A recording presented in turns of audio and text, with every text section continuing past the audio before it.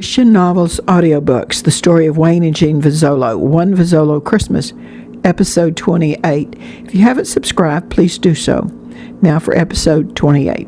Wait, Tony. Jean grabbed his hand as they watched the yellow school bus stop. The door opened and Chester came ambling down the steps. "How was your day, son?" Jean asked. "Different than I expected. I have a note for you. All the kids got one. I think they must have just ran them off on the mimeograph machine. The school secretary had purple ink all over her nose and fingers, and I got called to the office just after lunch. That must be some school record of getting enrolled and finding yourself in the principal's office, and then I got kicked out," Chester said as he handed Jean the note. "Want to play catch with me, Chester?" Tony asked, holding his ball and glove. "Whoa, not so fast, Chester." Jean stopped him. "Nah, I'll tell you and Wayne together. Right now I have an important ball game about to start," Chester replied. "But most of it's good. Actually, it all turned out pretty good considering how it could have turned out." Chester set his stuff on the picnic table and started playing ball with Tony as Jean read the wrinkled note. "Chester!" Jean hollered. "Told ya!"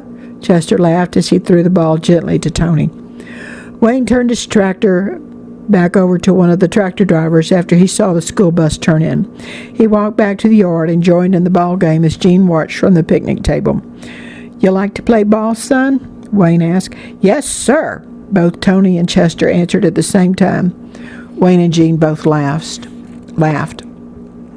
"Chester, you should try out for the iguana baseball team this spring," Jean said.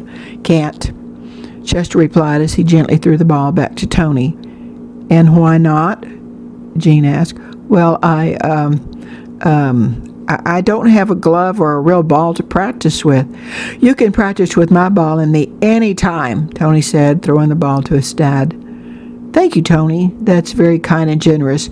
But your glove fits your hand and not mine, and the ball you have is bigger and softer," Chester replied. "Oh, there's different kinds of baseballs?" Tony asked. "There sure are, son, and you would have the kind that's just right for you," Wayne said, catching the ball from Tony. "Okay, Tony, it's time for your favorite cartoons on TV. Go ahead and we'll come inside in just a little bit, okay?" Jean said. "I hope I didn't miss the beginning," Tony said as he raced inside. "Chester, over here, now, and sit, and talk," Jean commanded as she motioned for Chester to come over to the picnic table. "Uh-oh," Wayne said as he looked at Chester, who was smiling. "First of all, Wayne, Chester handed me this note when he got off the bus." Jean handed Wayne the wrinkled mimeograph note. Wayne took the note and started reading it out loud.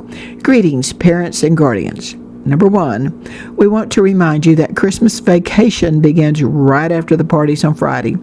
We will return back to school on January the 3rd. Number 2, super important. We are excited to inform you that the grocery store is reopening under new management as soon as it is stocked and employees hired. This is where you and the students are needed. The store has asked that all available students and adults report to the store on Monday at 8 a.m. in the morning and sign up for an account. The large delivery trucks are scheduled to arrive early and need to be unloaded and the shelves stocked. The hours you work will be added to your account that you may shop with just like cash. We believe this is the best Christmas present Sunny Hills has had in a long time. Number 3, everyone is invited to the Christmas program at Sunny Hills Church this Sunday night at 7. "What? It's true?" Wayne looked up at Jean with his eyes brimming with tears. "That's what the note says," Chester said. But something else was really weird. He paused as both Wayne and Jean looked at him. "I was called to the office after lunch. One of the students said he thought I broke the shortest record of being enrolled and then being called to the principal's office."